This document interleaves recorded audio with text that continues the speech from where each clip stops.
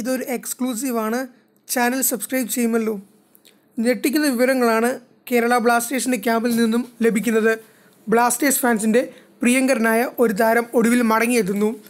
ആദ്യ 2 സീസണിൽ ടീമിനായി മരിച്ചു കളിച്ച വിക്ടർ പുൾഗ ബ്ലാസ്റ്റേഴ്സിൽ മടങ്ങിയെത്തിയിരിക്കുന്നു.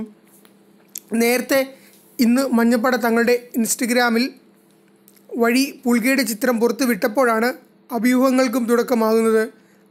അതിനുശേഷം ഇന്നത്തെ കളിയിൽ കാണികളുടെ ഇടയിൽ VIP ബോക്സിലും പുൾഗയെ കണ്ടിരുന്നു. ഇപ്പോൾ വാർത്തയ്ക്ക് ഉറപ്പ് കൽപ്പിക്കാവുന്ന വാർത്ത കാൽപന്തിന് ലഭിച്ചിരിക്കുകയാണ്. പുൾഗ ബ്ലാസ്റ്റേഴ്സിനായി സൈൻ ചെയ്തിരിക്കുന്നു. എന്നാൽ ഞെട്ടിച്ചിരിക്കുന്ന ഒരു വസ്തുത ഇതല്ല. നല്ല പ്രകടനം കാഴ്ചവെച്ച ഡിഫൻഡർ ലാച്ചിക് ബസൂക്കിന് പകരമാണ് പുൾഗ ടീമിലെത്തുക.